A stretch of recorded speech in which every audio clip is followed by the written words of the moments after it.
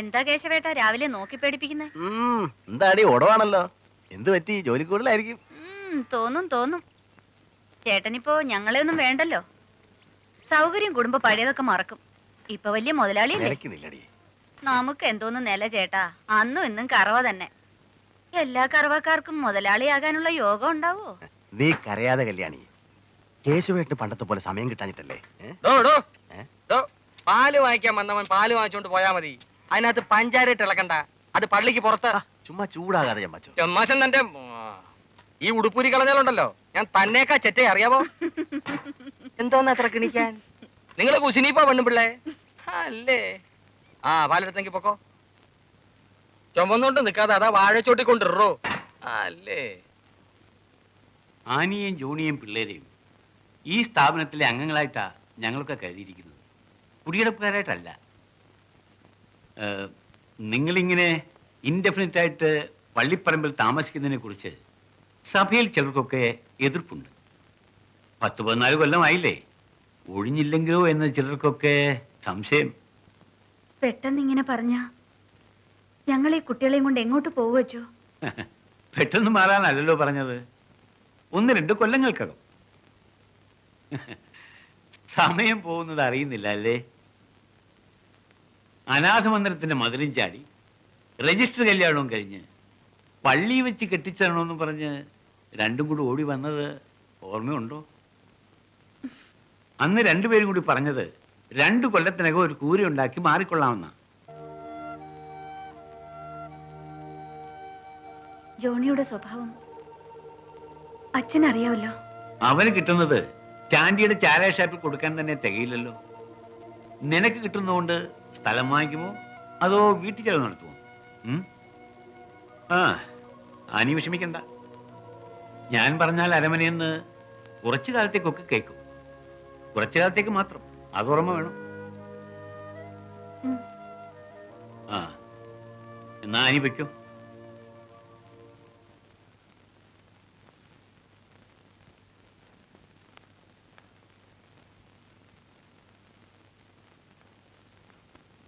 Annie, ഞാനെല്ലാം കേട്ടു. ആനയുടെ പ്രശ്നം അത് ഒരു റിയൽ പ്രോബ്ലം തന്നെയാണ്. ഒരു മദ്യപാനി മനസ്സ് മാറി നന്നാകുക, പിന്നെ അയാൾ പണം മുടക്കി സ്ഥലം മേടിക്കുക, അത് കഴിഞ്ഞ് അവിടെ ഒരു വീട് വെക്കുക, ഇതൊന്നും ഈ സമീപഭാവിയിൽ നടക്കുന്ന കാര്യങ്ങളല്ല. ഞാൻ ആലോചിച്ചിട്ട് നിങ്ങൾ രക്ഷപ്പെടാൻ ഒരൊറ്റ വഴിയേ ഉള്ളൂ. മീനുകുട്ടിക്ക് ഇപ്പൊ എത്ര വയസ്സായി?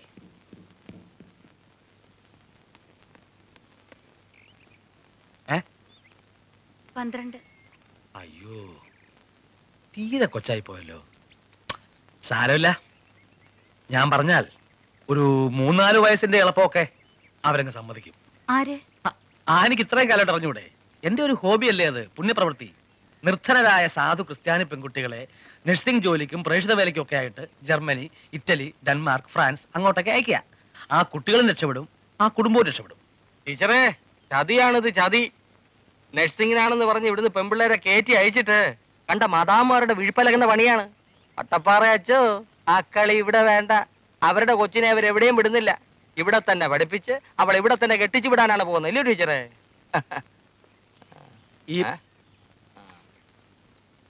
ഇയാളുടെ വിട്ടത്തിലൊന്നും കേട്ട് ആനി പേടിക്കണ്ട. ഞാൻ കാര്യമായിട്ട് പറഞ്ഞതാ, പിന്നെ നിങ്ങളെ ഇഷ്ടം. ജോണി ഇപ്പൊ എങ്ങനെ? പള്ളിയിലേക്കും കാണാറില്ല. കുടിയുണ്ടോ? മദ്യപാനമൊക്കെ ഞാൻ നിർത്തിത്തരാം. ഇതിനേക്കാൾ കൊടികെട്ടിയ കുടിയന്മാരുടെ കുടിയൊക്കെ ഞാൻ മുമ്പ് ധ്യാനഗുരുവായിരുന്ന കാലത്ത് നിർത്തിയിട്ടുണ്ട്. ഏതായാലും ജോണിയെ ഞാനൊന്ന് ഉപദേശിക്കാം. അനുവദിക്കൂ.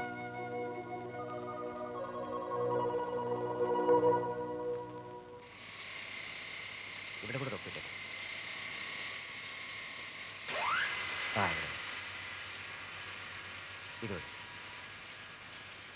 ഇത്തിരി അഡ്വാൻസ് വേണമായിരുന്നു. 100 രൂപ മതി.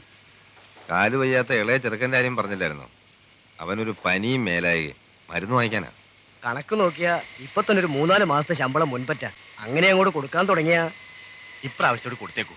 ഓ, തനിക്ക് വെള്ളടി ഇത്തിരി കൂടുതലാണെന്നാണല്ലോ എല്ലാരും പറയണത്. അത് വെറുതെ ആൾക്കാർ കുശുമ്പ് പറയുന്ന മുതലാളി. വല്ലപ്പോഴും ആ പഴയ നടു. ഡ്യൂട്ടി സമയത്ത് അങ്ങനെ അടിച്ചെന്നറിഞ്ഞ ഈ കളിതമാശയൊക്കെ അങ്ങ് മാറും. ഓ ഇല്ലേ? ആ കൊടുത്തേക്ക്. ശരി. 4 മാസത്തെ മുൻപറ്റുണ്ടെങ്കിൽ തന്റെ കുടുംബസ്വത്തൊന്നല്ലോ. മതി മതി, വന്ന് വണ്ടിയെടു. ഓ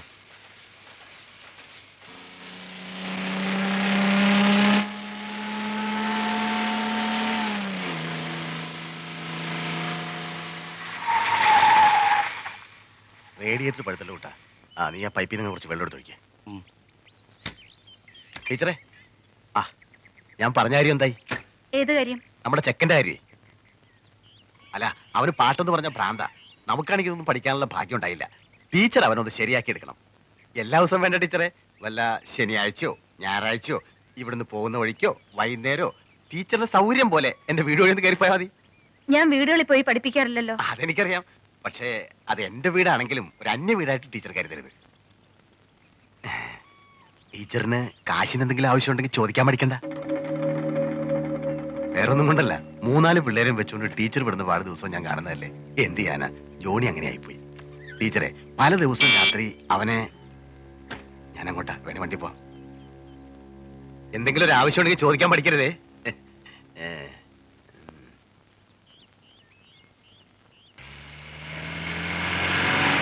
ജോണി, നിർത്തോ. ഒരു കാര്യം പറയട്ടെ.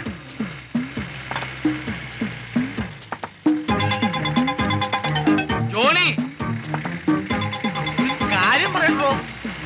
ജോണി, ഇയാൾക്ക് വേറെ പണിയുണ്ട്. ഒരു കാര്യം പറയട്ടെന്ന്.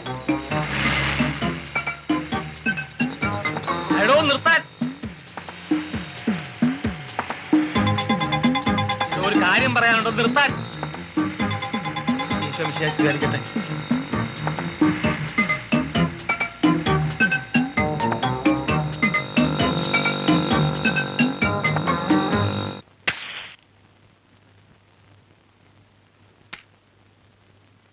എന്റെ കർത്താവെ, മദ്യപാനികൾക്കെല്ലാം പൂർവാധീന ശക്തിയോടെ മദ്യപിക്കാൻ തോന്നിക്കണമേ. ഒറ്റയെടുത്തിന് മാനസാന്തരം ഉണ്ടാക്കരുത്, എന്നെ പട്ടിണിക്കിടരുത്. അടുത്ത മാസമെങ്കിലും ക്രിസ്ത്യാനിക്കാനുള്ള കാശ് നീ ഉണ്ടാക്കി തരണമേ ദൈവമേ.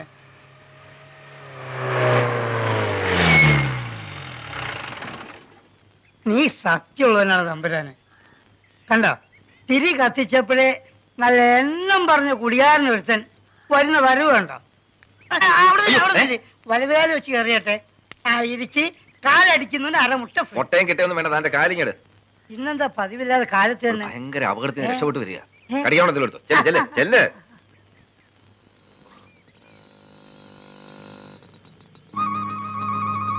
എന്റെ അമ്മോ, ഇയാൾ ഇവിടെ വന്നു.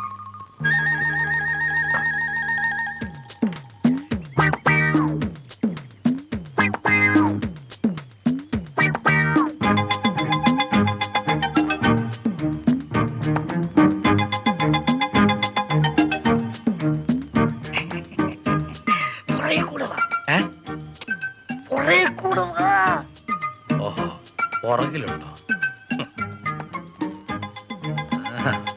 വട്ടപ്പാറയോടാ കളി.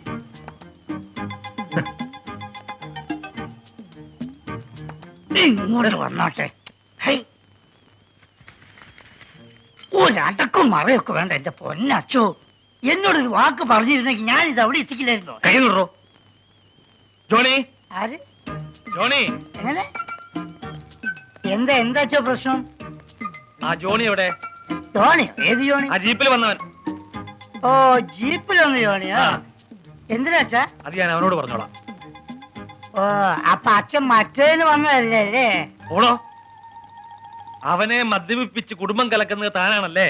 അച്ഛോ, ഒരു സൈസ് മറ്റേ വർത്താനം പറഞ്ഞത് കേട്ടോ. ഇതെന്റെ ചോറാ. പല കുടുംബങ്ങൾ കഴിഞ്ഞാലേ എന്റെ കുടുംബത്തിനൊരു നില വരൂ. എന്റെ പൊന്നച്ചു, അച്ഛനൊന്നും അറിയാൻ. നേരം വെളുക്കെ ഒരു കത്തനാറ് കയറി ഷാപ്പിൽ ഇങ്ങനെ ഇരുന്നാ വിശ്വാസികളായ കുടിയന്മാർ ആരെങ്കിലും എന്റെ കടയിലോട്ട് വരുമോ? അവനെ കാണാതെ ഞാൻ പോകത്തില്ല. അച്ഛനോട് ഇറങ്ങാനാ പറഞ്ഞത്. പറ്റത്തില്ലെന്നാ പറഞ്ഞേ. ഹോൾട്ട്. വട്ടപ്പാറ അച്ഛന്റെ വണ്ടിയല്ലേ ഇത്? ആ അതെ. പ്രിയപ്പെട്ട വിദ്യാർത്ഥികളെ, വട്ടപ്പാറ അച്ഛന്റെ തനിനിറം നിങ്ങൾക്ക് ഇന്ന് കാണാം.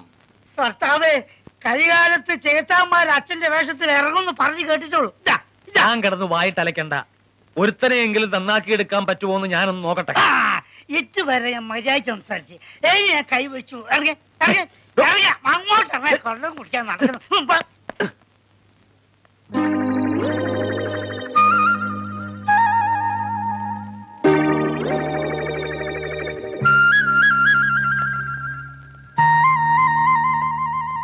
അല്ല, ഇത് പോയില്ലേ? ഞാൻ കുറച്ച് വേണോ? കുറച്ചു നേരം റെസ്റ്റ് ചെയ്തിട്ട്. റെസ്റ്റ് ചെയ്യാനേ? ഇത് റെസ്റ്റ് ഹൗസ് അല്ല, ചാരായ ഷാപ്പാ. അങ്ങോട്ട് ഇറങ്ങി. അല്ലേ, ഞാനിവിടെ നമ്മുടെ ജോണിക്ക് കുറച്ച് ഉപദേശം.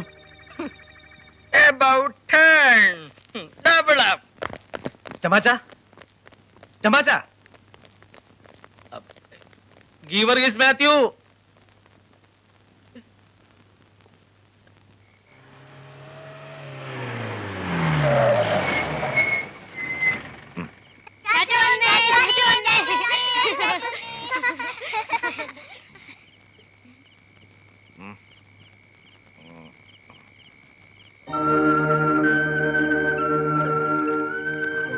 മക്കളെ, ആദ്യം ഓടി വന്ന് ചാച്ചയ്ക്ക് ഉമ്മ വരുന്നവനെ 2 വട.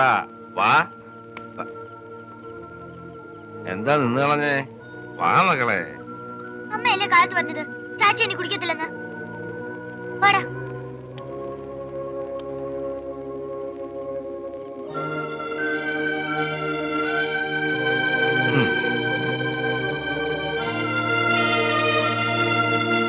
വാടാ. അടുത്ത ആഴ്ച മോലാളിന്റെ കൂടെ വയനാട്ടിൽ പോകും. അപ്പൊ പിന്നെ കുടിക്കാൻ ഒക്കത്തില്ലല്ലോ എന്ന് വിചാരിച്ചു ഇത്തിരി. എനിക്കൊന്നും കേക്കണ്ട. ഇതുകൊണ്ടുപോയി നീ മക്കൾക്ക് കൊടുക്കും. നേരിട്ട് അങ്ങ് കൊടുത്തേച്ചാ മതി.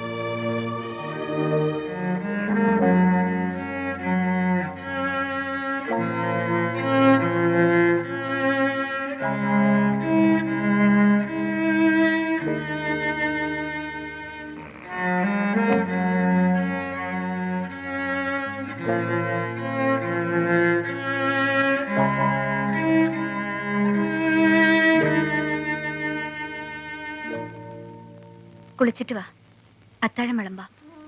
കുഞ്ഞുങ്ങൾ വല്ലതും കഴിച്ചോ? അവര് കഴിച്ചതാ. നീയോ? അനി, നാളെ മുതല് നിന്നാണ് ഞാൻ. വാ.